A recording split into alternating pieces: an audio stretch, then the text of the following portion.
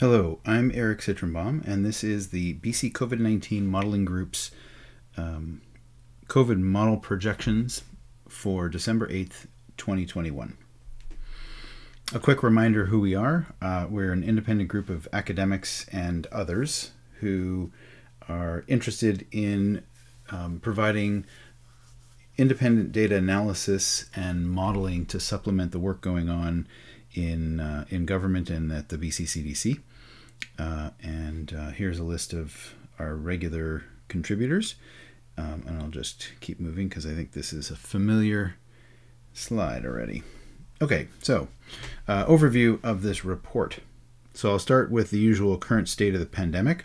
And we are still before Omicron for the most part here in BC, so that before Omicron is kind of redundant, but that's just, I guess, emphasis. We will be looking forward in this report to what Omicron might do once it finds its way here for real. And when I say for real, I mean starts showing community spread. Okay, so case rates in BC are continuing to decline. Our vaccination fraction is quite good, and kids have started, including my kids. Both of them got vaccinated with their first shot this week. We continue to see the effect of vaccination in communities across the province, where I will show that regular plot that we've been showing for several reports now. Okay, so the uncertain future with Omicron coming. So this is a new variant of concern, which I'm sure you've heard about, and it is cropping up all over the globe. First identified in South Africa, but it's been appearing in Europe, Asia, North America. And we're going to talk in this report about what we know and what we don't know about Omicron. And there's a growing amount that we do know, but still a lot that we don't know. So rapid spread of Omicron would mean we have very little time to respond. So we're looking at less time than we had, for example, for Delta. So that's pretty serious. Ways of slowing the spread: vaccination, which is obviously a slower progress.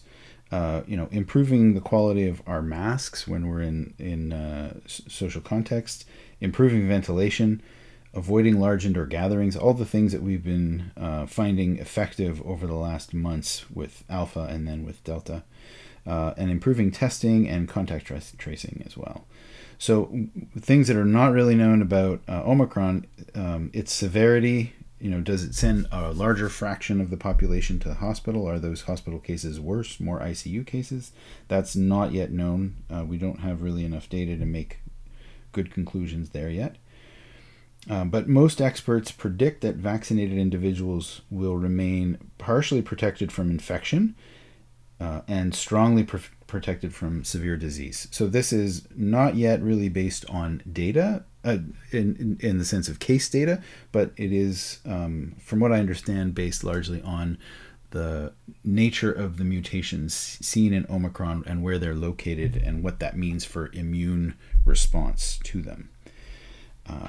So one really important point to make here is that cases rise exponentially.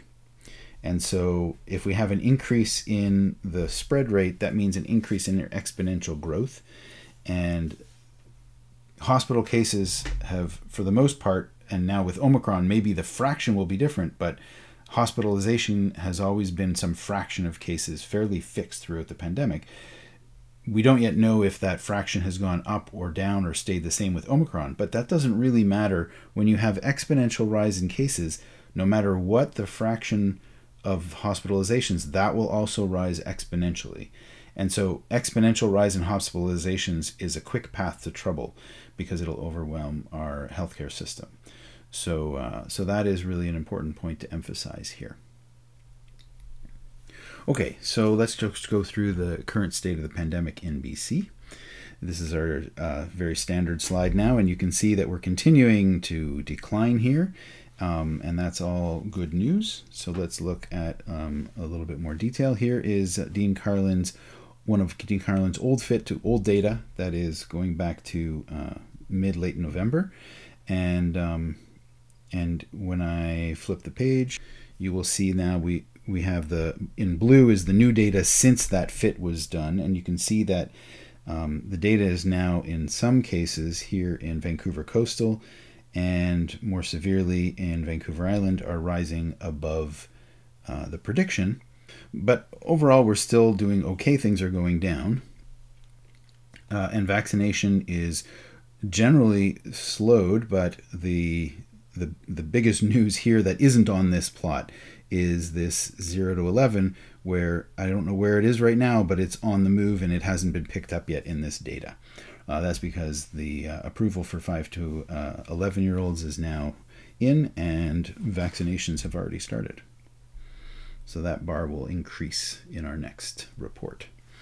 Okay, here's a familiar slide already, and here we're still showing that we're picking up an effect across communities of the vaccination fraction in community health service areas. And you can see that communities that have a lower vaccination, so up here and these here, they are subject to higher average daily case rates than those communities in the province that are above 95, and that difference is about a factor of 3.4 here for these particular numbers, comparing 95% to 75%. And those percentages are percentage of previously eligible, but now 12 plus, and we'll probably have to change that going forward now that we're getting vaccination in the under 12s. Okay, so the next section of this report will be on the impact, or what we know about Omicron. So let me start with a primer on Omicron. Omicron is the newest variant of concern that's now raising concerns worldwide. So why is that? So first off, Omicron has more mutations than other variants. And a lot of these mutations are in the spike protein, which is the protein that binds the virus to our cells through what's called the ACE2 receptor on our cells. The virus takes advantage of it and uses this spike protein to bind to it as part of its pathway for getting into our cells. So mutations in the spike protein some of them are known to increase binding to human cells through that ACE2 receptor interaction, and that could explain why it's more transmissible. Some other mutations on the spike protein are known to affect recognition by some antibodies, so that it can explain the reduced immunity in vaccinated individuals and previously infected individuals, both of whom will be relying on antibodies as part of the immune response. And if those antibodies can no longer bind as well to the spike protein, which is what they're targeting, then that would decrease the immune response or the protection afforded by those antibodies. So what you see here on this side is an interesting portrayal of the family tree. So what you have here at the center is the original Wuhan virus. And for every step, I think these rings are spaced 2 apart. So for every ring here, that corresponds to an identified mutant of the original that is that many mutations away. So you can see here alpha started branching off back here and generated a whole tree here, and most of that tree is located between 30 and 40 mutations away from the Wuhan virus. Same thing with beta, same thing with this large family of Delta, which is the current variant that we're facing here in BC. What's different about Omicron is you can see that it shoots straight out to around 50 here, and 30 of those are the ones that are occurring that's seen in the spike protein. So let me just give an overview of a couple of the regions on the spike protein itself that really matter. This region here is the interface where the spike protein interacts with the ACE2 receptor. So that's key for entry into the cell, and also a key location for antibodies to bind to in order to block the entry into cell to prevent that initial infection. So with these mutated sites here, the interface is disrupted, and it's possible that that improves the binding to ACE2, and it's also possible that it simultaneously evades detection by the antibody. In other words, the antibody does not bind to this region as well anymore because of those changes, which could explain the increased transmissibility or the increased infectivity, which effectively leads it to be able to spread more easily. So this little region here is associated with one of the 3 sequences that are picked up by the PCR test being used in South Africa and I believe in the UK. And what happened is both in Alpha and in Omicron, this region was modified. And so when the PCR test tries to identify that sequence, it fails to identify it. So it's called the S gene target failure, SGTF. So normally when you get a PCR test, let's say you have Delta, there would be 3 buzzers that would go off. There's 3 different sequences it's looking for, and all 3 of them would light up. When there's the SGTF, this deletion here, only 2 of those go off, and the 3rd one is absent. And so it looks like, oh yeah, we've got a hit, but it's a weird hit. And that's how Omicron was originally identified, and quite rapidly, because they had this PCR technology in place for testing, and it just showed them, oh, here's an SGTF. There must be something new. Then they went to whole sequence analysis, so those cases would be sequenced completely, and they found this is what the Omicron is with all these mutations. So those are 2 of the interesting mutations. There's a whole bunch of stuff here. You can check that out in this Financial Times review of what makes Omicron special. Okay, so where did Omicron come from? Fundamentally, we don't know. We may never know. We probably will never know exactly. But the dominant theory is that it probably arose through an individual. I think this is on my next slide here. Yeah. So let me just summarize first here. How to characterize why it's different. So what we know for sure is Omicron didn't arise by simple mutation. In other words, it wasn't like there was a case here and then there was a simple mutation and then a few cases with simple mutations were identified and are sitting in that that whole genome sequence database, GISAID, that everybody contributes their data to. There's like this absence of information, and then boom, there's all these changes appear much later. And it's thought that this might be as much as a year after the original branching point, but there's no evidence of anything in between.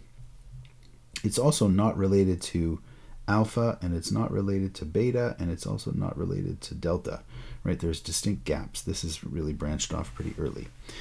It's also not a recombinant, meaning that if an individual is infected with 2 variants simultaneously, or 2 different versions of the same variant with slightly different sequences, what can happen is there can be a recombination event where you get a new one that's a little bit of this, a little bit of that. And so that's not what happened. You can tell by the sequencing that this is not what happened with Omicron. So what's thought to be behind all this is that, and there's evidence of this from the Omicron sequence, is that it likely spent an extended period of time within an immunocompromised individual. So what was happening there is the individual was unable to mount a full immune response to get rid of it, but it was trying. So you had the immune response was trying to build antibodies and get rid of this virus, and it would gradually mutate over time, but it would be there for a long time because an immunocompromised individual would have a hard time getting rid of the virus. And so there would be this cat and mouse game of like a little bit of a change, and the immune system would try and track it down. A little bit of change, the immune system would try and track it down. And so that would be going on invisible to what's going on outside. And so that person could be sick for a while with all these mutations not being picked up outside until finally somebody catches the virus from them very late in the game, where all these mutations will have accumulated. Now, why the person in which all this is happening would not lead to spin-off cases throughout is not clear. Maybe they're in isolation in a hospital and getting treatment and they're being very careful, or something like that. Anyway, that's the dominant theory. There's another couple theories out there, but this is the one that most people think is the most likely. So the reason for this, the evidence for this, is that there's a higher than expected number of mutations In other words, there's a rate at which mutations are expected to happen based on, how often the virus is replicating, and this seems to beat that out, which is unusual and is often associated with immunocompromised individual infection. The other thing is that there's a high density mutations in the spike, which is reflective of a specific type of selective pressure. That is, the beneficial mutations inside an individual when a virus is trying to keep going is their big goal is to get into a cell. So the spike would be the key to getting into the next cell. And that would be the type of virus that would dominate inside an individual. And so that would explain a disproportionate number of mutations in just the spike protein. And it also appears to be distant from all current viruses that we have circulating, and more closely related to ones that were around when the person was originally infected. So now let's talk about how fast Omicron spreads and some of the data that has been used to try and answer this question. So there's genomic data, so let me give you the story of how genomic data comes around. So an individual gets tested with, let's say, a PCR test, and for various reasons, maybe just there's random sampling, or maybe there's a suspicion that this is a new variant, so it will get sent off to be sequenced completely. So the entire RNA is sequenced, and that sequence will then be sent to international repository, GISAID. And so GISAID has sequences from throughout the entire pandemic from many, many different countries, and you can go through there and look and see how things have changed over time with this genomic data. Now, I should point out that this data is not ideal because it's not exactly clear how this data is selected. In other words, you have lots of people getting PCR tests. It's not a completely random sample. If you have, let's say, an SGTF noticed, those kind of cases might be of more interest for whole genome sequencing. So the GISAID data available might be biased towards new variants like Omicron as they come out. What you see here is, if you look at this across all of South Africa, you can see that early on the fraction of cases that were Omicron was 0 all the way through until about the first week of November, and then the fraction of cases that were Omicron started to increase, and now you see it's a little bit noisy, and it's not clear that this is actually noise that's occurring in the real world, or if this is noise because different sequences are being chosen for different viruses or different cases are being chosen for sequencing, but the case, it seems to be the case that it's rapid no matter what, even though it's hard to sort of pin it down. But fortunately, like I said before, this one sequence, that one domain back here, let's see where it is, this little region right here, which is part of that 3 sequence PCR test, when that fails to appear, we know that it's an Omicron case. Now we know it's an Omicron case. A few months ago, in last February, March, we would have thought it was an Alpha case, but Delta does not have that. So what you can do is, because South Africa has been using this PCR test that includes that third target, what's called the spike gene target. If you see the spike gene target failure in SGTF, that means that you've got a case of Omicron. So you could look through all of the PCR tests and see what is the frequency of SGTF, and what you see is this really rapid spiking. And here's Gauteng, which is the province that where Omicron first spread and was first kind of identified, and this allows you to get a pretty good gauge. So what we see out of all this is an estimate of the selective advantage of Omicron over Delta of about 21%, or a range of 15 to 28%.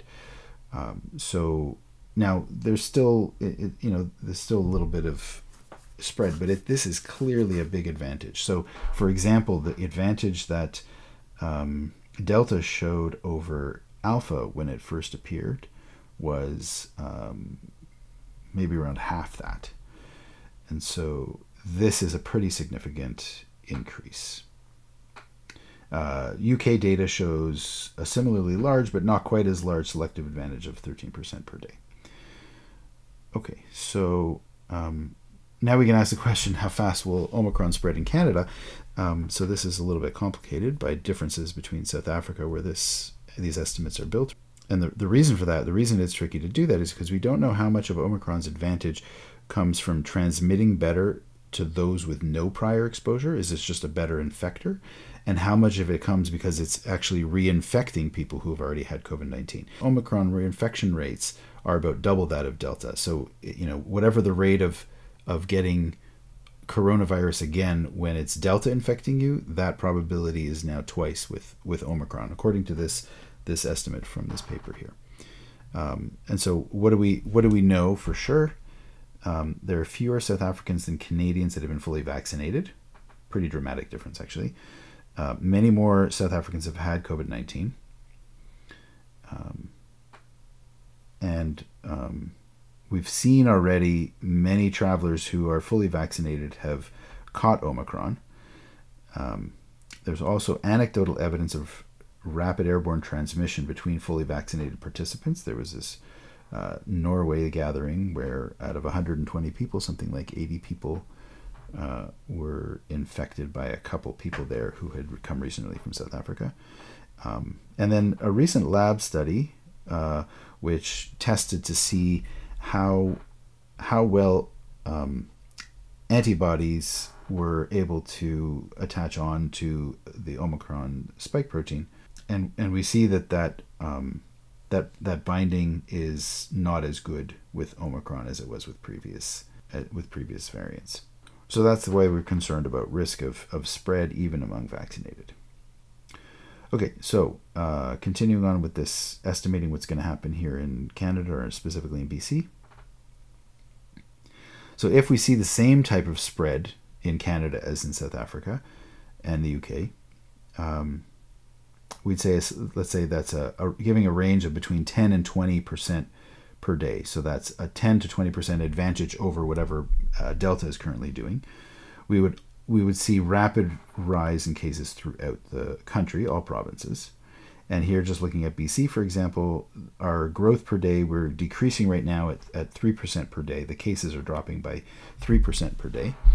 If Omicron comes in with the low end of that selective advantage estimate of 10%, that would rise to about 7% per day.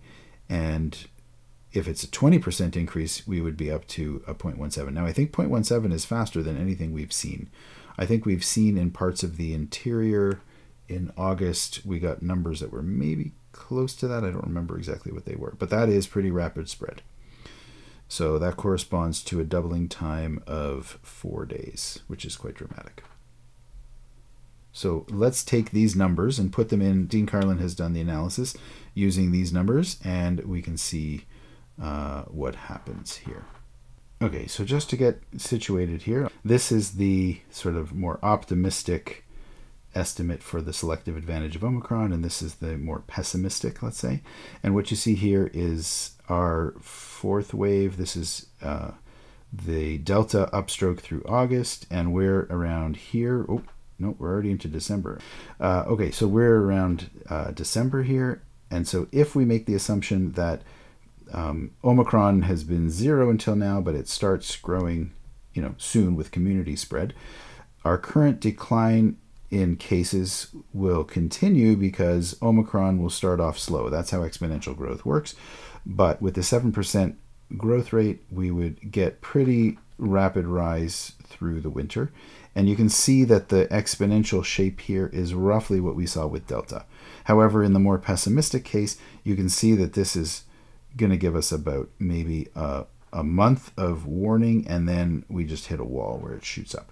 Now, this is really dramatic. It's very difficult to respond. By the time you're growing, you still have a couple weeks lag before you see hospitalizations. You're going to be in trouble before you really have a chance to respond to it. So this is really a sort of troubling situation. So we really need to watch and see and figure out where in this range are we, and when and what can we do to prevent a serious problem from happening. And let me just point out again that this is exponential growth here, also here, and the hospitalizations, even if they're a slightly smaller fraction, you still just multiply this by some fraction. So maybe you multiply this by 2%, or maybe you multiply it by 3 or 4%, or maybe it's 1%, whatever it is, that is going to be a fixed fraction. It's still going to grow exponentially.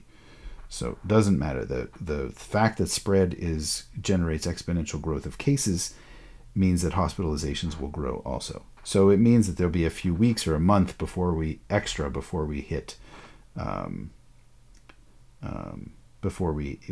a wall with our hospital capacity. So what does Omicron look like in terms of health of the individual? Very preliminary data here. So there's some indication that it could be, but this is not really confirmed, that could be associated with mild symptoms, especially among the vaccinated. There's some evidence that it's more common in kids. We've already seen a rise in hospitalized cases in South Africa, predominantly among unvaccinated individuals so far. So still, getting vaccinated is thought to be a good idea even with Omicron, including or even more so now with eligible children. And as I've mentioned, a rapid rise in cases will inevitably increase the number of severe cases, especially among the unvaccinated, and put our healthcare system at risk. So this is a big reminder here that data on Omicron is pretty limited so far, and should be interpreted cautiously. It's evolving very rapidly. We discussed putting out a report last week, but we didn't even know about Omicron the week before. And this report is really pulling together what limited data there is so far, but in another 2 or 3 weeks, as long as we don't have Omicron already in community spread here in BC, we'll hopefully know a lot more and be able to build a better picture of our risks. So the rates of spread in highly vaccinated populations like Canada could be different from what we're seeing in South Africa, but that's yet to be seen.